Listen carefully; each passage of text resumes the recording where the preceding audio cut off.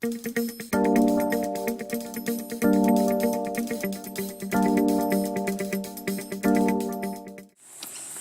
so you've heard about my journey and how, as a vet, it became very clear to me that every species has a species-appropriate diet, and that's dictated by nature, by the anatomy and the physiology of the animal.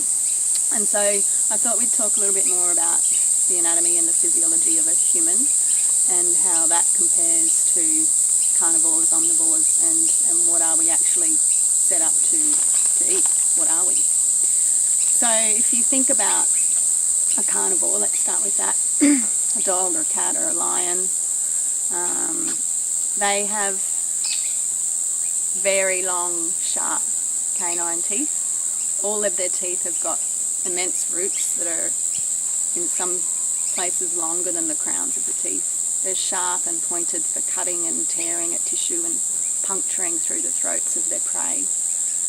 They can't move their jaw across. There's no need for them to grind their food because they don't eat plants. They just need to be able to grab it, hold it, kill it, tear it open, and then rip bits out to swallow, small enough to swallow. So there's no chewing involved. Their jaws don't move in this direction. The food moves down the esophagus into the stomach. Their stomach has a huge capacity to stretch. Wolves can eat up to 35% of their body weight in one sitting. The stomach acid is extremely strong. It's between 1 to 1.5 up to 2 at the most is the natural pH of their stomach acid. And it's designed to be that strong so that it can kill any bacteria on the food source so they don't get sick from it.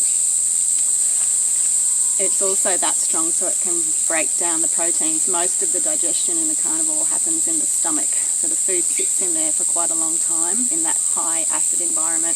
It gets broken apart. And then their intestines are short. There's a small amount of intestine. The food gets spat out of the stomach, and the transit rate through the rest of their intestinal tract is very fast.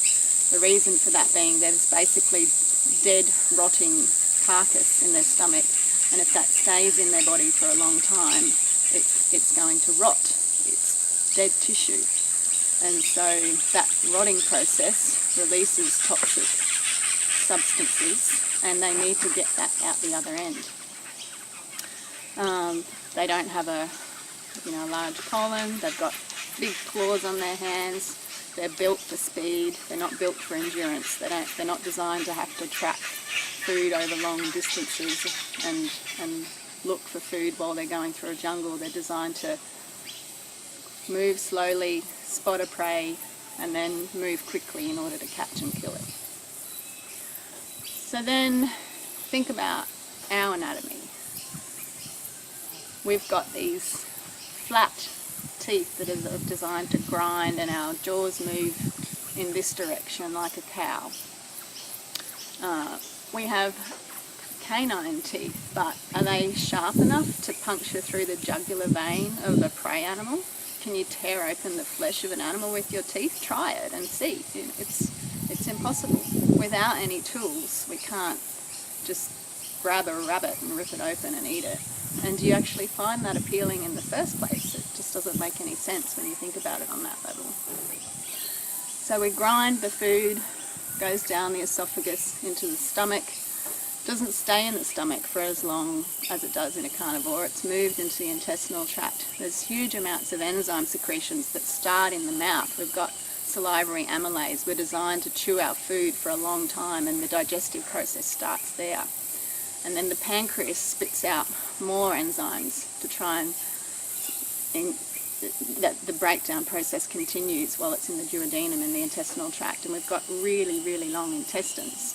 Carnivores don't have a huge enzymatic store in their pancreas, and they've got virtually no salivary enzymes either. Most of their enzymes come from their prey animal because they eat the pancreas. They're eating this enzyme-rich food, whereas we have much greater stores of enzymes because most of our digestion occurs in the intestines. The enzymes are spat into there. It's a long, convoluted system. The food breaks down in that area of the body, and then it's spat out the other end. And the problem is, if you put dead tissue into your body, it stays in your body for up to 48 hours or more, and it's not designed to be sitting in there for that long. It's supposed to be eaten by a carnivore and spat out the other end before it causes things like artery hardening from the carnitine and colon cancer. So it just, when I looked at it in that way, it became very clear to me that nature designs a species with a certain diet in mind. That's the diet that each species will thrive on. Pandas eat bamboo. Lions eat prey. Sharks eat fish. Rabbits eat grass. Cows eat grass. What are humans designed to eat? And so when I looked into that more deeply, it became very obvious that we're not only a plant-eating species, we're actually closest in design to a frugivorous ape. The bonobo apes have got the anatomy and the physiology that most closely resembles a human, and their diet is very high in fruit. They eat less than 5% of their diet as insects, which is usually in the fruit or on the fruit, and a small amount of green matter. And so although it's highly unlikely that most of us are going to be turning fruitarian, that's actually what we're set up to eat. So if you just step back from that, plants, fruits, vegetables, nuts, seeds, legumes, beans, grains, most of those foods are healthy for our bodies. They're what we can digest more easily, and they're not going to contribute to degenerative diseases that are on the increase these days because of our diets and lifestyles. And so I get to eat food like this, colourful, healthy food that loves my body, makes me feel happy, and makes me and my family healthy and vital and full of energy and ready to face every day. And maybe you should try it too. And we'll talk more about how to do that in upcoming videos. And yeah, enjoy your fruit.